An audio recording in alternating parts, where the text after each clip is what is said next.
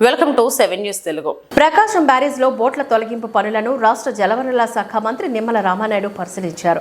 ఈ సందర్భంగా ఆయన మాట్లాడుతూ బోట్ల వెలికితీతకు అధికారులు బేకం సంస్థ సర్వ ప్రయత్నాలు చేస్తున్న ఆటంకాలు ఎదురవుతున్నాయని అన్నారు. బోట్లు ఒక్కొక్కటిగా కాకుండా 3 బోట్లు కలిపి లింక్ ఉండటంతో వెలికి తీయడంలో సమస్యలు వస్తున్నాయని మంత్రి రామానాయుడు తెలిపారు.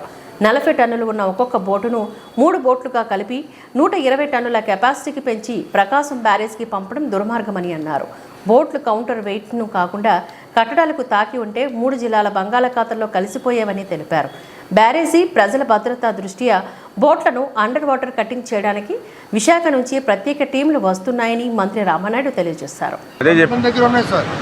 ఇప్పుడు సపోజ్ ఫస్ట్ పడవ వచ్చి దీన్ని కొట్టింది అనుకోండి, దాంట్లో ఇంకో 10 నిమిషాలు 5 నిమిషాలు గ్యాప్ ఉంటే ఆటోమేటిక్ ఇక్కడ ప్రవాహం తగ్గిపోద్ది. ఈ కాలం దగ్గర తగ్గిపోద్ది. ఎప్పుడైతే ఇది వచ్చిందో ఆ కాలం వైపు వెళ్తుంది. రెండోది అలా వెళ్ళకుండా ఒకసారిగా వచ్చినట్టే లంకే ఉంది, అటు ఇటు పోకండి. రేపే చూసండి, ఎర్లీ అవర్స్ లో మొదలు పెట్టండి. రేపు ఏదో రకంగా క్లియర్ చేయాలి. మీకు ఎఫెక్ట్ ఎక్కువ పెట్టండి. మొన్నటి వరకు సార్ వాటర్ 5 వరకు ఉండే సార్, అంతే కదా సార్. వెలాసిటీ ఎక్కువ ఉండేను, ప్లస్ 11 lakhs ఉండే కాబట్టి కిందికి దిగిపోయింది వాటర్. 2 lakhs దీంట్లో లాగడం అయితే దీనికి ఆపోజిట్లో పెడతారు. ప్రకాశం బ్యారేజీ ముప్పు పెట్టాలి, ఈ యొక్క ప్రభుత్వానికి ఊపిరి సలపనివ్వకుండా సమస్యలు సృష్టించాలనేటువంటి ఒక కుట్రతో ప్రయత్నం ఉన్నట్టుగా కనపడుతోంది.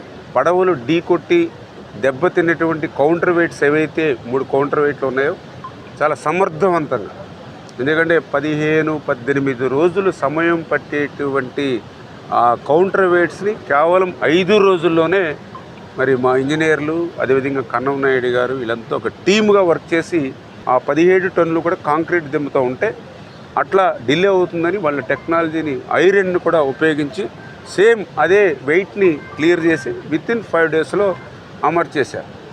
కానీ వైసీపీ కుట్రతో ఏదైతే పడవలు ఏదైతే ఉన్నాయో వాటిని వెలికి తీయాలంటే చాలా ఇబ్బందిగా ఉన్నటువంటి పరిస్థితి. ఆ రోజు కూడా 3 బోట్లు కూడా కలిసి వచ్చినాయి అని చెప్పి కూడా కొంతమంది వీడియోస్ కూడా పెడుతూ ఉన్నారు.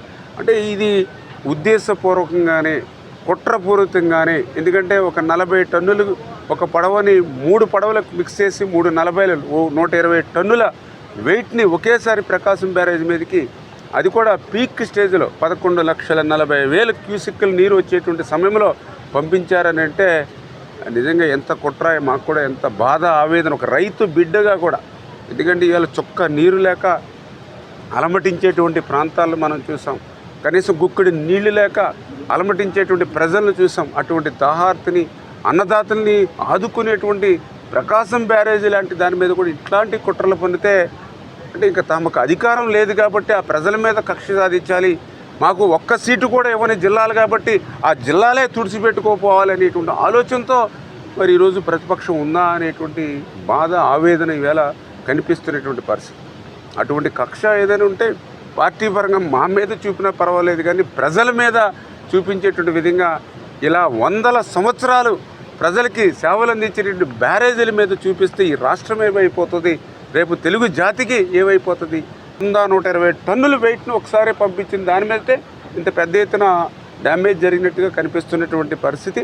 అంటే నిజంగా అది కౌంటర్ వెయిట్ను కాకుండా ఏదైతే ఆ స్ట్రక్చర్ని కనుక తగిలి ఉంటే ఆ స్ట్రక్చర్ ఎఫెక్ట్ అవుతే నిజంగా ఈ యొక్క 2-3 జిల్లాలు కూడా తుడిచిపెట్టుకుపోయి బంగాళాఖాతంలో కలిసిపోయి దివిసీమ కంటే కూడా ఎక్కువ నష్టం జరిగేటువంటి పరిస్థితి దుస్థితి ఉంటుంది. మరి ఈవేళ ఏదైతే చాలా క్లియర్గా నిన్ననే ఎవరైతే నిందితులు ఎవరైతే ఉన్నారో వాళ్ళని కూడా రిమాండ్కి పంపించడం జరిగింది. ఏదైతే ఈవేళ వాస్తవాలు కూడా ఒక్కొక్కటి వెలికిలోకి వస్తూ ఉన్నాయి.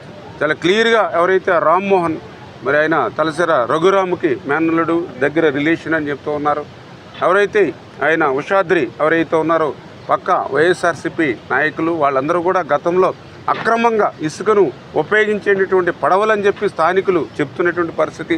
ఇందా ముఖ్యమంత్రి గారు కూడా చాలా క్లియర్గా చెప్పారు.